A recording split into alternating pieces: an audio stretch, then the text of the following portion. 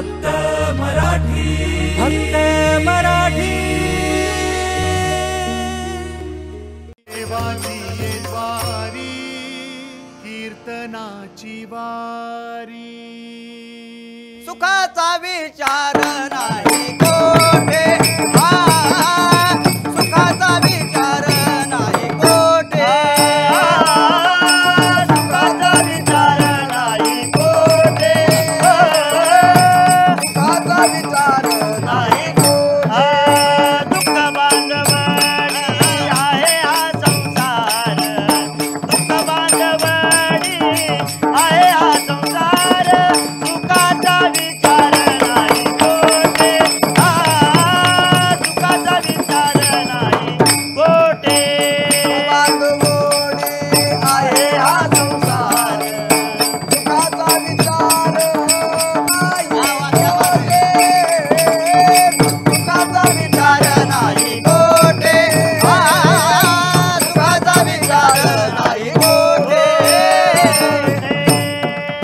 लांब लांब पर्यंत विचार सुद्धा संसारामध्ये सुखाचा नाहीये, म्हणून संतांना यावं लागतं तुम्हाला आम्हाला जाग करायला।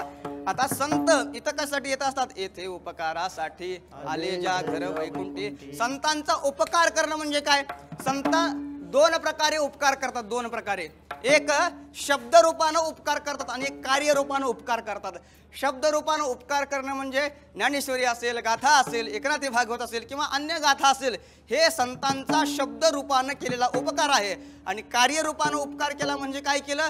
संतांनी आपल्याला भूतलावर येऊन जाग केलं। जाग तुम्ही म्हणाला आम्ही झोपलोच नाहीत, मग जाग करण्याचा काय संबंध आहे? माणूस जाग कधी होतो? झोपल्यावर। मी सरळ सरळ तुम्हाला एक प्रश्न विचारतो, इथं कोण झोपलेलं त्याने हात वर करा। सरळ एक प्रश्न तुम्हाला, इथं कोण झोपलंय त्याने हात वर करा। जे झोपले ते हात वर करेल नाही करणार। आता अजून एक प्रश्न विचारतो, इथं कोण जाग आहे त्याने हात वर करा। म्हणजे तुम्ही झोपले पण नाही आणि जागे पण नाही, मग नेमकं कसं आहे तुमचं? झोपलेले आहेत का जागेत? ज्ञानोबारा चिंतन करतो बरं का, आपण जागे तर आहोत, पण जी निद्रा पुन्हाच्या झोपेला कारणीभूत ठरते ती जाग कसली? जी निद्रा पुन्हाच्या झोपेला कारणीभूत ठरते ती जाग कसली आली? मग जाग करणं म्हणजे काय? संत एकच करतात, अर्थात जाग करणं म्हणजे झोपेतून जाग करणं बरं का। जी आपल्याला अज्ञान रूपी झोप लागली आहे, प्रत्येक माणसाला जीवाच्या ठिकाणी लागली अज्ञान रूपी झोप आहे, त्या अज्ञान रूपी झोपेतून बाजूला काढून ज्ञानाचा मार्ग दाखवतो, त्याला म्हणतात खरं जाग करणं। विठ्ठल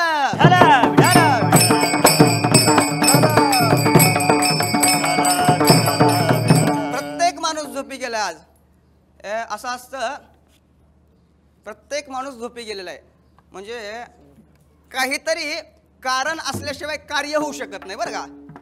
काहीतरी कारण लागतं। साधं सोपं सांगतो, ज्या अर्थी संत आपल्याला जाग करतात त्या अर्थी या सगळा समाज झोपलेला आहे। चला बोलत चला थोडं, समाज काय आहे?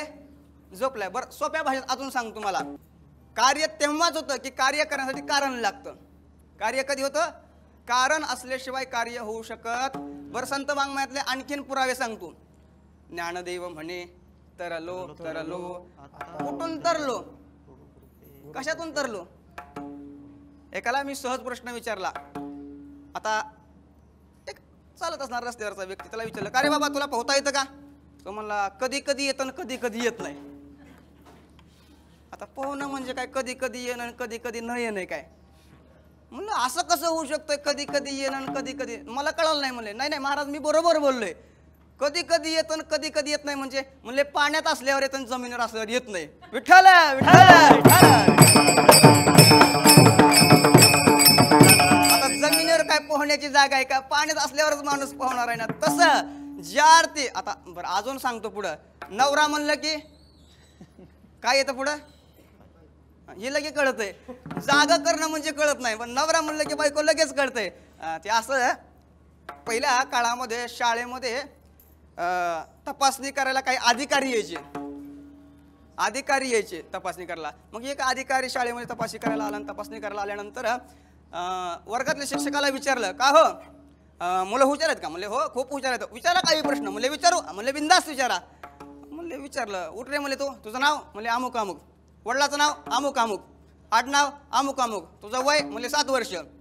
बर, तुझं वय 7 वर्ष म्हणले वडिलाचं वय 7 वर्ष. म्हणजे असं कसं होऊ शकतं? हे जर वय 7 वर्ष आणि वडिलाचं पण वय 7च वर्ष, असं कसं होऊ शकतंय? एक तर कारण आधी असलं पाहिजे, वडील आधी असला पाहिजे आणि तू नाही नाही म्हणले मी सांगतोय तेच बरोबर. म्हणले कसं शक्य आहे? तुम्ही काय सोबतच जन्माला आलात काय? वडील आणि बाप कधी सोबत जन्माला येतो का? म्हणले वडिलाचं वय 7 वर्ष, तुझं वय 7 वर्ष, काय घोटाळा काय नेमका? म्हणले असं आहे, मी सांगतोय तेच बरोबर आहे. म्हणले कसं? माझे वडील वडील कधी झाले? माझं बोलणं कळतंय का बघा? माझे वडील वडील कधी झाले? 7 वर्षापूर्वी. त्याआधी ते काय होते? पुरुष होते, वडील नव्हते. अर्थात हे पहिल्या संततीलाच म्हणतात बरं का, दुसऱ्या तिसऱ्या संततीला म्हणता येत नाही. माझा सांगायचा मुद्दा एकच आहे की कारण असल्याशिवाय कार्य होऊ शकत नाही. तसं संत इथं जागवण्यासाठी येतात, पण जाग करणं म्हणजे काय? उठा जागे वारे आता, उठा जागे वारे आता, स्मरण करा पंढरीनाथा, स्मरण करा पंढरीनाथा, भावे चरणी ठेवा माता, भावे चरणी ठेवा माता, चुकवी व्यथा जन्माच्या, कविता जन्माचा, चुकवी व्यथा जन्माच्या, कविता जन्माचा, धनदारा पुत्र जन, धनदारा पुत्र जन, धनधारा पुत्र जन, धनधारा पुत्र जन. संत आपला वेळोवेळेला जागा करण्यासाठी येतात. संतांचा अवतारच कसा आहे? तुका म्हणे मज धाडिले निरोपा मार्ग. जो कलियुगामध्ये वाटा क्षीण झाल्यात, अवघ्या वाटा झाल्या क्षीण, कळी न घडे साधन. कलियुगामध्ये काय झालं? सर्व वाट्यावर काट्या कुपाट्या आल्यात बरं का. म्हणून जगद्गुरु तुकोबारा सांगतात, मी सांगतो तुम्हाला. काय सांगतो? अभंगाचं पहिलं चरण. आपुला तू एक देव करुणी घावा, आपुला तू एक देव करुणी घावा, आपुला तो एक देव करून घ्यावा, आपुला तो एक देव करून घ्यावा, आणि वाचा आपुला तू एक देव करुणी घावा, आपुला तू क्या बात है? एक देव करुणी घावा, आपुला तो एक देव करून घ्यावा, आपुला तो एक देव करून घ्यावा. तेने विना जीवा सुख नव्हे, तेने विना जीवा सुख नव्हे, ये रती माई एक दुःखाची टाळी वाजवून करा.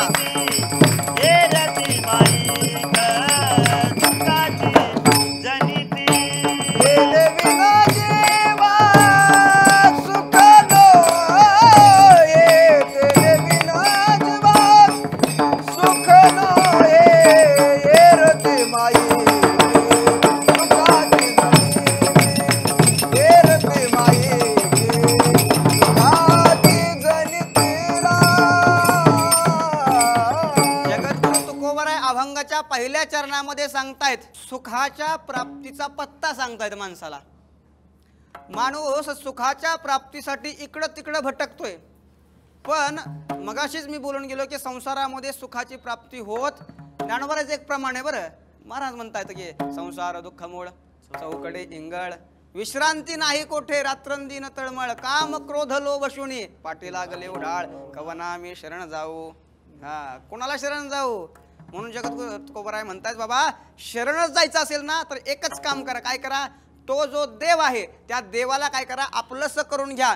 जर तुम्ही देवाला आपलंसं करून घेतलं तर तुम्हाला शाश्वत सुखाची प्राप्ती होते. एक असतं शाश्वत सुख आणि दुसरं असतं विषयी सुख. पण विषयाचं सुख कसं आहे माहिती आहे का?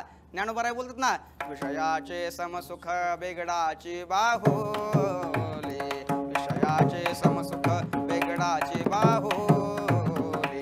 विषयाचं जे सुख आहे ते बेगडाच्या बाहुलीसारखं कसं आहे म्हणजे क्षणिक आहे, क्षणिक. पण विषयाचं जर सुख सेवन केलं तर तुकोबर आहे म्हणतात, पुढे अवघड यमदंड. पुढं कसं आहे म्हणले, यमाचा मारिती झोडीती तोडीती निष्ठुर यमाचे किंकर बहुसाल. म्हणून विषय सुख जे आहे ते नाशिवंत आहे, किंवा विषयाचा पडीपाडू गोड परमार्थ लागे कडू, कडू विषय तू गोडू जीवासी झाला. देवाची येत वारी कीर्तनाची वारी.